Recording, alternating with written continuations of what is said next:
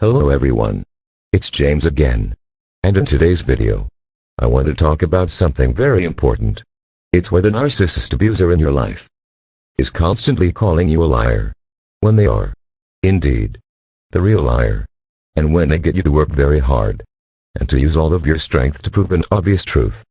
A truth they know is the truth. But they are constantly telling you this truth is really a lie. All in the name of seeing if you will jump through these hoops they place before you, and you try to prove to them this obvious truth. The reason why this topic is so important is because most narcissists use this as a tactic to see if you are going to be a willing victim or not. You see, narcissists use what I and many have talked about before, and that's called the sweet, mean cycle.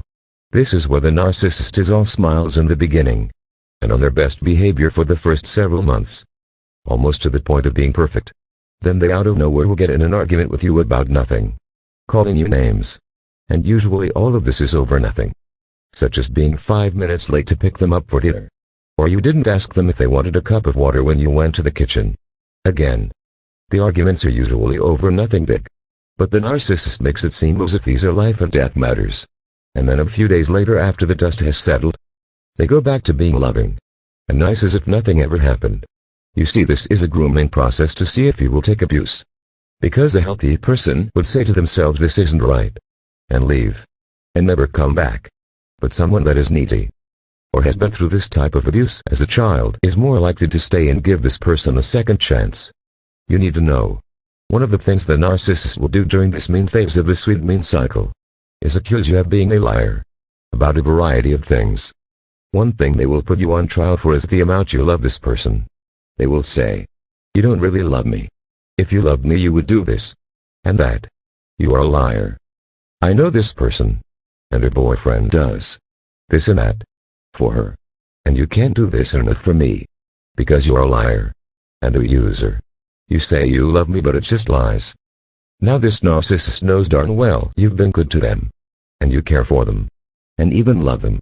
However, they just want to see you painfully jump through these hooks with fire blazing around them, to beg and plead with this narcissist to please believe you when you say you love them. You will then start to recite all of the nice things you have done. You will start to recite all of the pain they are causing you by them not believing you. And right there the narcissist knows they love you. Narcissist parents use this tactic on their children as well.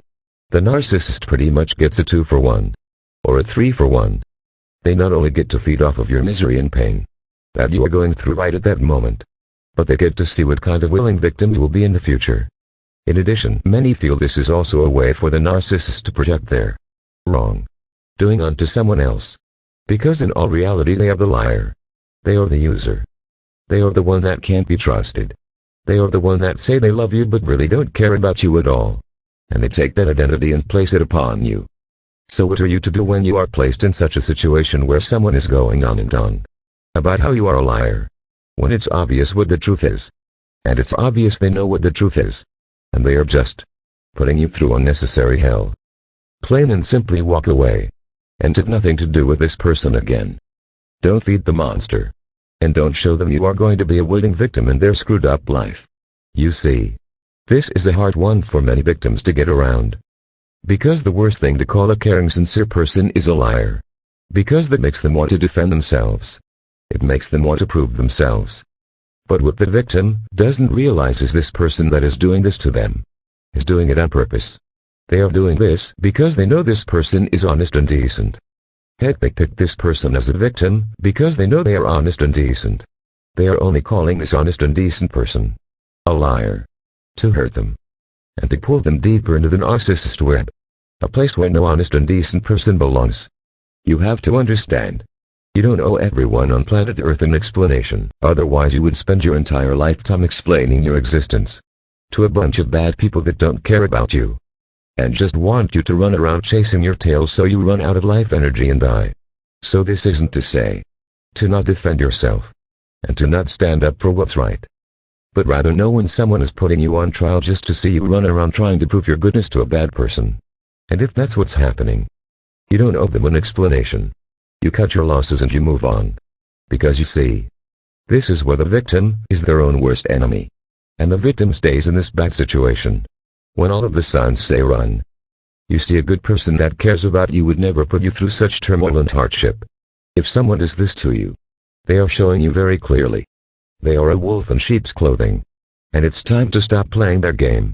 Don't give them an explanation. If they accuse you of some crazy lie, all because you are 5 minutes late to pick them up for dinner, what do you think they will accuse you of next? And thus your life will be constantly on trial. And this is where many victims tell too much of their personal information to strangers. Because they've been trained and groomed to believe they are constantly on trial. And they must confess and give all their details to others to prove each and everything they do. Childhood victims are very bad with this and don't even know it. This is why as an adult they become victims of one narcissist after the other. They tell way too much personal information to strangers, not knowing if the stranger is a good person or a bad person. There's no filter. Because they feel if something is held back they will be seen as a liar. Because their narcissist parents have put their life on trial so much. The victim feels like they have to prove their life persistence to everyone they meet. So when they as an adult meet a new dating partner, and this new person accuses them of being a liar, the old routine of starting to prove yourself comes right out, instead of doing the healthy thing. And that's walking away from such an evil person and never seeing them again. I will say it again. Good people don't do this to good people. They just don't. And if you are good and decent to someone, and they out of nowhere try to make it seem like you are a liar, for no reason, more than likely this person is toxic in one way or another. No matter it be they are a narcissist or something else. And they are using this as a tactic to see if you are willing to take their abuse.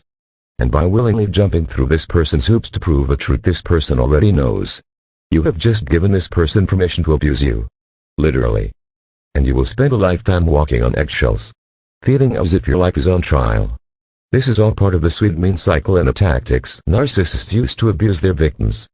It's time you stop giving these people the authority to abuse you when you see this behavior. There's no need to argue with these people. Because you are arguing with a person that doesn't have the conscience. What good is it going to do to argue with such a person? Just plain and simply walk away. Make whatever excuse that keeps you safe from this person. And never deal with them again. And know this. Good people don't hurt others like this. And if someone is doing this to you, they mean no good for your life. Like I always say, knowledge is power. The more we know, the more we can live happy and healthy lives. Until next time. Bye for now.